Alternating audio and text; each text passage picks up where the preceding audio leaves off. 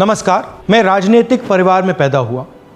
जब मैं छोटा सा था 1980 में प्रियंका और मैं घर में लेई बनाते थे, रात को निकलकर पोस्टर चिपकाते थे। चुनाव समझता हूं, 20 साल से मैं स्वयं चुनाव लड़ रहा हूं।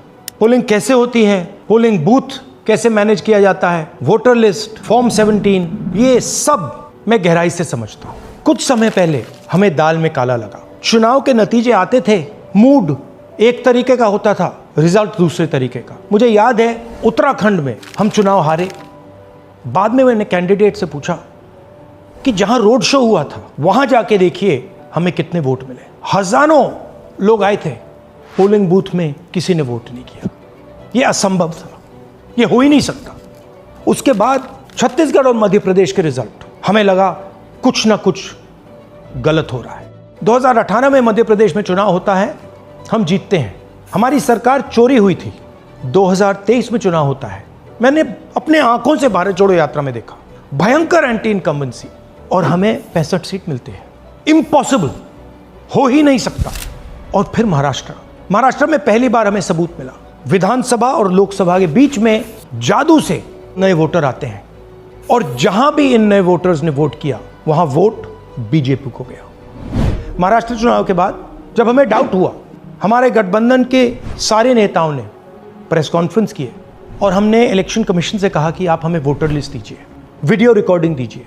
इलेक्शन कमीशन ने मना किया। ना उन्होंने हमें वोटर लिस्ट दी और ना उन्होंने वीडियो रिकॉर्डिंग दी। डाउट हुआ, क्यों नहीं दे रहे, क्या कारण है? तो हमारे दिमाग में सवाल उठा, क्या इलेक्शन कमीशन बीजेपी की मदद कर रहा है? क्या इलेक्शन कमीशन ही इलेक्शन को चोरी करवा रहा है? इसके बाद हमने एक टीम सेटअप की और हमने उन्हें कहा कि आप जाइए, एक कंस्टिट्यूएंसी में जाके ढूंढिए, सच्चाई ढूंढिए, किस प्रकार से चीटिंग की जा रही है, किस प्रकार से ये काम किया जा रहा है और कौन कौन इस काम को कर रहे हैं। सबसे महत्वपूर्ण बात यह है कि इलेक्शन कमीशन डिजिटल डेटा नहीं देता है, फिजिकल डेटा देता है। मतलब लाखों कागज में वोटर लिस्ट दे देगा, मगर डिजिटल वोटर लिस्ट किसी को कभी नहीं देता है। क्यों नहीं देता? कारण क्या है? कारण है कि अगर डिजिटल डेटा मिल जाए तो इलेक्शन कमीशन की सच्चाई पूरे देश को पता लग जाए। हमने टीम को बताया, मैंडेट दी कि आप जाके चेक कीजिए, आप 5-7 सीटों पे पता लगाइए कि चीटिंग हुई, और अगर हुई तो कैसे हुई। टीम ने हमें एक दिन बताया कि 5-7 सीटों पे काम किया ही नहीं जा सकता। क्यों? मैंने उनसे पूछा क्यों नहीं किया जा सकता। उन्होंने मुझे ये कागज दिखाए। ये जो कागज हैं, ये एक लोकसभा के कागज नहीं है, ये एक विधानसभा के कागज है, और इन कागजों को हमने मैन्युअली सॉर्ट करना पड़ा। और पूरा का पूरा काम जो हुआ है, इसमें 6 महीने लगे हैं, और एक असेंबली सीट में हम ये काम कर पाए हैं। क्यों? क्योंकि डिजिटल डेटा नहीं दिया जाता। अगर इलेक्शन कमीशन ने हमें डिजिटल डेटा दिया होता तो हम ये कार्रवाई पूरे देश में, हर लोकसभा में, हर विधानसभा में 15 मिनट में करके दिखा देते। हमारे पास अनलिमिटेड रिसोर्सेज नहीं है, इसलिए हमने ये रिसर्च सिर्फ एक लोकसभा में, एक विधानसभा सीट में की। मगर मुझ में अब पूरा भरोसा है कि ऐसी 100 से ज्यादा सीटें हैं हिंदुस्तान में। जो यहां हुआ है उन सीटों में भी हुआ है। और याद रखिए, अगर बीजेपी को 10-15 सीटें कम आती तो आज नरेंद्र मोदी प्रधानमंत्री नहीं होते, इंडिया गठबंधन की सरकार होती। जांच ने 5 तरीके की चोरी पकड़ी है। डुप्लीकेट वोटर, जिसका मतलब एक वोटर के नाम वोटर लिस्ट में अनेक जगह आ रहे हैं। फेक एड्रेस, मतलब एड्रेस है ही नहीं, या फिर house number 0। Bulk voter in single address, मतलब एक छोटे से घर में 40, 50, 60 लोग रह रहे हैं। इनवैलिड फोटोज, छोटी सी फोटो है या फिर फोटो ही नहीं है, और वो जो छोटी फोटो है वो दिखती भी नहीं है। कौन है, किसका चेहरा है, नहीं पता लग सकता। Misuse of form 6। Form 6 first time voters के लिए होती है, मतलब जिनकी एज 18-20 साल की हो, मगर वोटर लिस्ट में 90 साल के लोग फॉर्म 6 का प्रयोग कर रहे हैं। चुनाव में 6,50,000 वोटर थे, उसमें से 1 लाख चोरी के थे। अब मैं आपको 5 उदाहरण देता हूं। ये देखिए, गुरकीरत सिंह डांग, इसका नाम 4 अलग अलग बूथों पे आता है।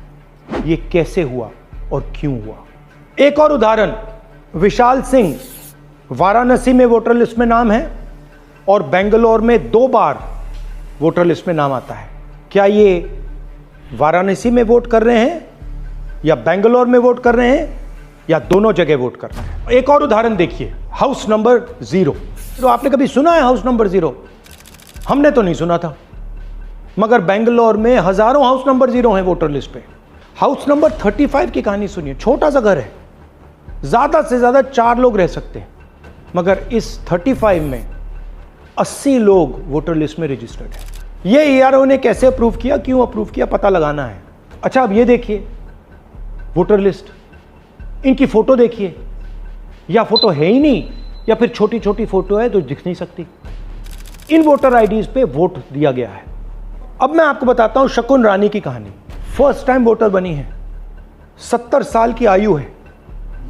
एक बार फॉर्म 6 का प्रयोग किया और उसके कुछ ही महीने बाद दूसरी बार फॉर्म 6 का प्रयोग होता है। 2 बार इनका नाम वोटर लिस्ट में आता है और फर्स्ट टाइम वोटर की लिस्ट में आता है। ये फर्स्ट टाइम वोटर हो ही नहीं सकती। तो क्या शकुन रानी जी ने वोट किया या किसी और ने शकुन रानी जी के लिए वोट किया? ये ही छुपाने के लिए CCTV का डेटा हमें नहीं दिया जा रहा है।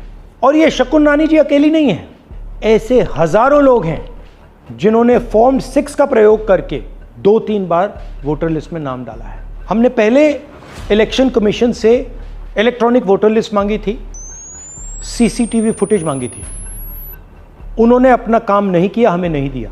फिर हमने अपना इन्वेस्टिगेशन कराया, RTI भरे और हमारे पास डेटा आया। भाई और बहनों, सच्चाई यह है कि हिंदुस्तान में इलेक्शन कमीशन और बीजेपी मिलकर इलेक्शन चोरी कर रहे हैं। ये पूरा का पूरा सबूत ब्लैक एंड व्हाइट में आज हमने आपको दिया है। इलेक्शन कमीशन जानता है कि हमने उनकी चोरी पकड़ ली है, इसीलिए SIR आया है। ये SIR जो है इंस्टीट्यूशनलाइज चोरी है। इलेक्शन कमीशन खुलकर बिना डरे बीजेपी के साथ मिलकर चोरी कर रहा है। और ये जो SIR है, इसका लक्ष्य गरीबों का जो हक है, उनका वोट जो है, उनसे चोरी करने का है। मैं आपको एक और बात बताना चाहता हूं। इस पूरी इन्वेस्टिगेशन में हमने वोटर एडिशन को देखा है, मगर जितना एडिशन होता है शायद उससे ज्यादा डिलीशन होता है, सबट्रैक्शन होता है। तो ये सिर्फ एक मेन तरीका हमने पकड़ा है, दूसरे तरीके पे हमने इन्वेस्टिगेशन की ही नहीं अभी। मैं इलेक्शन कमीशन और इलेक्शन के ऑफिसर्स को साफ कह रहा हूं, आप जो कर रहे हो गलत कर रहे हो, ये ट्रीजन है, देश के खिलाफ है। ये मत भूलिए, टाइम आएगा हम आपको पकड़ेंगे, बचने वाले नहीं हो। It is critical that we expose voter चोरी।